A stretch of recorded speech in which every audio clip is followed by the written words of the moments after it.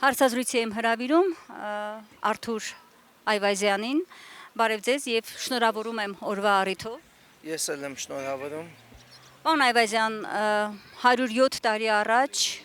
հայ ժողովուրդը միասնական իր հոգևոր դասով, իր ռազմական, քաղաքական ներուժով միավորված տարավ հաղթանակ։ Ընդ որում այդ հաղթանակը մենք տարանք ցեղասպանությունից 3 տարի անց։ Այսինքն դա մի ուժերի մեծ համախմբում էր, ոգեղենության համախմբում էր, այդ ամբողջական այդ ներուժի համախմբմամբ հայ ժողովուրդը ունեցավ Սարդարապատ, Բաշ-Ապարան, Ղարաքիլիսա եւ շնորհիվ մայիսյան հաղթանակների մենք ունեցանք Հայաստանի առաջին հանրապետությունը, հռչակեցինք մեր առաջին հանրապետությունը։ Հիմա իրավիճակը կխնդրեմ դուք այսօր ներկայացնեք ներկայիս իրողության ֆոնին, երբ ունենք ամբողջությամբ հայաթափված Արցախ, պարտության հետևից թշնամին էլ կանգնած է մեր սարերի գլխին եւ նոր ու նոր պահանջներ եւ պարտություններ է մեզ պարտադրում։ Իրավիճակը կխնդրեմ գնահատեք։ Նախ շնորհակալություն հարցազրույցի համար։ Նորից շնորհավորում եմ մեր հայոց ազգին, մեր առաջի հանրապետության կազմավորման տոնի եւ մեր հաղթանակության հերթական տոնի կապակցությամբ, իսկ ինչ վերաբերում է ձեր մյուս հարցերին, ամենակարևոր վեկտորը, որ այս հարցի մեջ պետք է դնեք, հիշեք, որ մենք այն ժամանակ չենք ունեցել բանակ։ Այսինքն էլի ոնց պատտվում ենք, էլի գալիս ենք կամավորականության սկզբունքին։ Ինչի մասին արդեն 5 տարի, առնվազն 5 տարի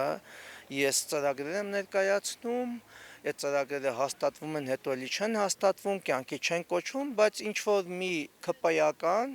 ով ըստ էության զբաղվում է, ուրեմն դա սաբոտաժ է բանակի նկատմամբ, այսինքն վճարես չծառայես, այդ համատեքստում դուք ուզում եք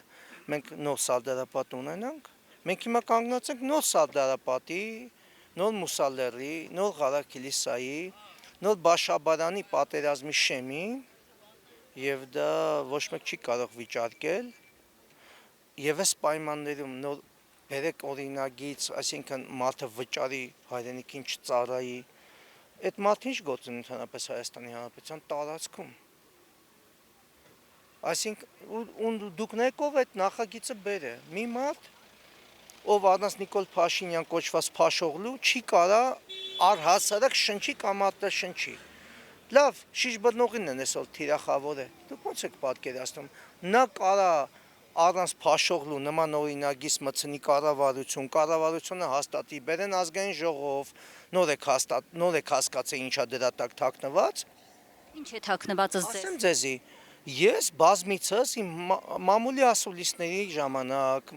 ուղիղ եթերների ժամանակ մի հատ բան եմ հայտարարել, եթե իրականում դուք ուզում եք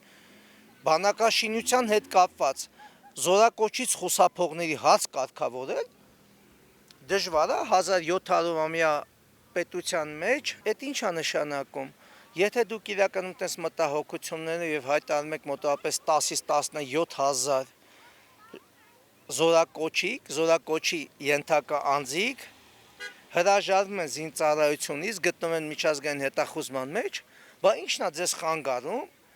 միջև հաջորդ զորակոչ, որ ասում եք արեք այս օրենքը շտապ ընդունենք, որ միջև հաջորդ զորակոչ այդ օրենքը ընդունված լինի, միջև հաջորդ զորակոչ համաներում հայտարարեք։ Ով գա ներկայանա, համաներում հայտարարեք, մի հատ նախնապես, տեսեք ինչքան մարդ է գալի, այդ ինչ է նշանակում մարդը փող վճարի չգնա բանակ։ Այդ ինչ հասարակարգի նոր մոտեցում է։ Այո, ես ասել եմ միշտ, բանակում ծառայելը, սահմանպահելը դա բացառիկ պետք է լինի իրավունք, բացառիկ ինքնասիրության որակ եւ պատիվ։ Եվ չորրորդը, եթե մարդը չի ծառայ Հայաստանի Հանրապետության զինված ուժերի կազմում, նա իրավունք չունի առհասարակ պետական որևէ ինստիտուտում, որևէ անգամ հավաքարի պաշտոն գրավի։ Բայց այս ինչ է նշանակում, դուք այսօր նայեք, պարեկային ծառայության համար օրենք են ընդունել, որ ասենք, եթե դու ծնվել ես,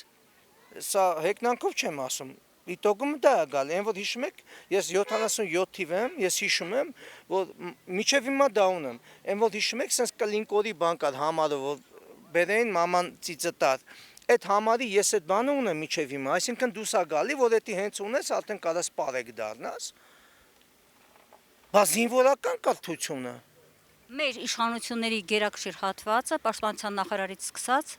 վարչապետով եւ այդ թվում նաեւ խորհրդարանում բազմաթիվ պատգամավորներ ունենք ԿՊԵ-ական, որոնք չծառայած են։ Բայց դուք ոնց որ չեք նկատել, որ ինքը ինչ էր պատմում վարչապետ դառնալուց հետո, որ ինքը խրամատներ է փորը, վրանների մեջ քնել է եւ ավտոմատով պաշտպանել է հայրենիքը, գիտեք երբ։ Քարոզիա պատերազմից հետո, երբ որ նա ապրիլին ինքը մայիսին ոնց որ երատո ջոկատներ աշխատում, ոչի մեջ։ Մեկը կարում է կասկած իր գերագույն գլխավոր հրամանատար ձիրքի վրա, այս ոչի մեջ։ Դուք ինչից եք խոսում հիմա։ Ոնց կարելի է բանակից փողով ազատվել։ Դուք կբացատրեք դա ինձ։ Մենք ռեսուրսը մենք այսօր զորակոչը չենք հասցնում։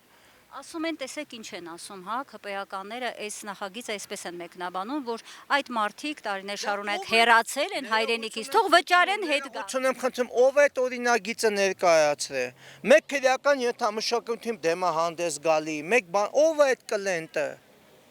Շիշ բռնող բանը չի Հայկ Սարգսյանը։ Հիշում եք 2017 թվականի մետի կապված դեպքը, որ շարարին վրես միջև հիմա դատվում, Փարքասով եվրոպական դատարանը ինձ արդարացեց պծես շարերից։ Մի հատ է զենք բերին կարին վրես։ Սրանք շարեր են, դուք ինչ կապ ունեք вообще քրեական ենթամշակույթի հետ, բանակի հետ, մեկ քրեական ենթամշակույթ, մեկ բանակ, դուք ով եք։ Դուք բանակի հետ ինչ կապ ունեք։ Ոնց կարելի է այսօր բանակը պատերազմի մեջ գտնվող պետության մեջ, ոնց կարելի է բանակից փողով ազատվել։ Դուք հասկանում եք ինչա։ Նաև տեսեք ինչ են ասում, պրոֆեսիոնալ բանակի հիմքն ենք ասում են դնում այս։ Պրոֆեսիոնալ բանակի հիմքը տենց չեն դնում։ Այդ ով է ասել, որ էլիտայի մեջի տղեկը չեն ուզում իրանք դառնան նայեք, մի հատ նայեք էլի, անգլիական թագավորությունը նայեք, դուք նայեք էլիտան այսօր աշխարհի,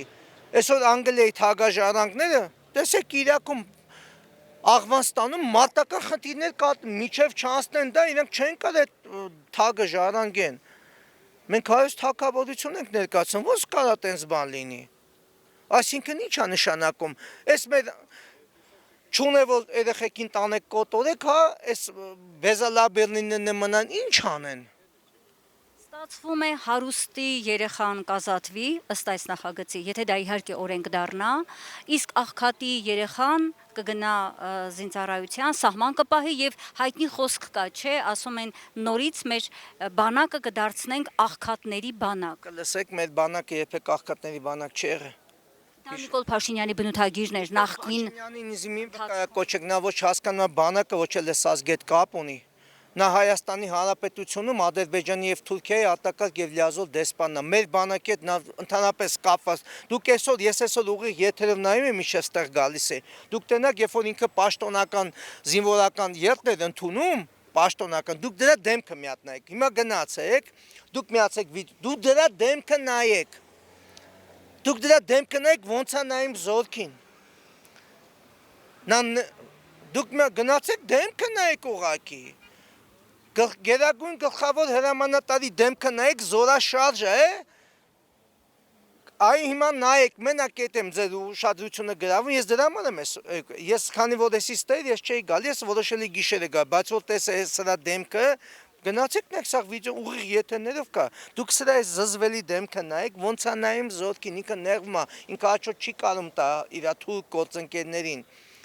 Սա մեր բանակն է, սա մեր ազգն է։ Ես իհարկե հասկանում եմ ձեզ համար տհաճ է, ինչպես շատ շատերի, երբ մեկնաբանում են Նիկոլ Փաշինյանի ուղերձները, բայց այսօրվա օրով կուզեմ 1-2 անդրադարձ այնուհանդերձ անեք։ Ասած մեր հայրենիքը սահմանափակվում է պետության սահմանների մեջ 29743, հա, քառակուսի կիլոմետր։ Մենք այլևս երազելու բան չունենք, հայրենիք երազելու կարիք չունենք, որտեղ մեր հայրենիքը այլևս գտնված է, սա է։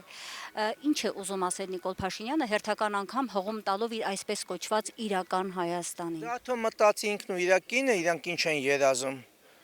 Հայ ազգը իր երազանքները ունի ու բաղձալի երազանքներ են դրան։ Հայ ազգը իր երազանքներին կհասնի, ինքը կապ չունի հայ ազգի հետ, հասկացեք։ Թուրի մածաբար չէ, ասում թուրի մածաբար չէ, ազգի մեջ, մեր ազգի մեջ այսօր կա մի հատ մասա, դեռ իրան հավատում, ուրեմն այդ մասը այդ ու իրանք հավաքվեն, գործուղվեն, Ադրբեջան են ուզում, Թուրքիա են ուզում, չգիտեմ որտեղ են ուզում, Իրանի տարածքում էլ կան ադրբեջանաբնակ հատվածներ 25-28 միլիոն, թող որտեղ ուզում են թռնեն ստեղից։ Էսի մեր այո, մենք ունենք այդ բաղձալի երազանքները, մենք ապրում ենք դրա համար, մենք ռևանշիստներ ենք եւ դա նենց ուղակի չենք ասում։ Ես իմ դեմքով եմ ասում, ես գիտեմ շատ ծանր են տանելու, դա իրենց սեռական կողմնորոշման խնդիրն է, բայց ես ձեզ ասում եմ, հայոց ազգը ունի բաղձալի երազանքներ։ Հայ դատը ունի երազանք, կապ չունի, որ կուսակցականացվել է այդ գաղափարը, փառք Աստծո, ոչինչ թողնես լինի, մենք հիմա ամեն ինչի համաձայն ենք, մենակ մի բան լինի, թող լինի միշտ արևը։ Դա հայկականն է։ Այո, թող լինի միշտ արևը։ Հիմա ասում եմ մասի սմերը չէ, երեք ասել էր, չէ՞, Ալեն Սիմոնյանը, մոռացեք Արցախի մասին, որովհետև երբ որ խոսում եք, Ալիևը սկսում է բարկանալ ու խոսում է 300,000 ադրբեջանցիների մասին։ Ես նորից եմ ասում, սեռական բնույթի շեղումներ ունեցող մարդկանց հարցեր ես չեմ մեկնաբանում, ես մանախն եմ, ես հրամանատար եմ, ես զինվորական եմ, մենք ռևանշիստներ ենք, մենք կռվելու ենք։ Աստված մեզ տվել է այդ ուժը, իմաստությունը, խելքը, տեղը էս արևի տակ։ Մնացածը թող լինի միշտ արևը, նորից եմ ասում, Աստված պահպանի Արցախ աշխարհը, հայոց աշխարհը եւ հայ ազգին, հիշեք։ Սա Դրա համար միասնություն է պետք, համախմբում է պետք։ ես չեմ մտնում այդ, լսեք, այս ազգը մազոխիստական արդեն բաներ ա ձեռք բերել։ Հենց մի քիչ շատ վատ վիճակա գտնվում, արդեն մոռանում են քաղաքական նախասիրությունները, մյուսը։ Հիշեք մի հատ բան։ Սա հայ ազգն է, սա մի հատ հողն է, որ Աստված տվել է մեզ, եւ ունենք հայոց աշխարհ, եւ ունենք հայոց սփյուռք, այսինքն քառաստիճան մենք Խաչաձև սկզբունք ունենք։ Եթե մեկը կա, որ հրաժարվում է դուխ չի անում, թող կտնի իր գործերին։ Մենք դուխ ենք անում, այդ դաշտի մեջ ենք։ Աստված մեզ ինչ կտա, դա կանենք։ Շնորհակալ եմ հարցազրույցի համար։ Ապրեք։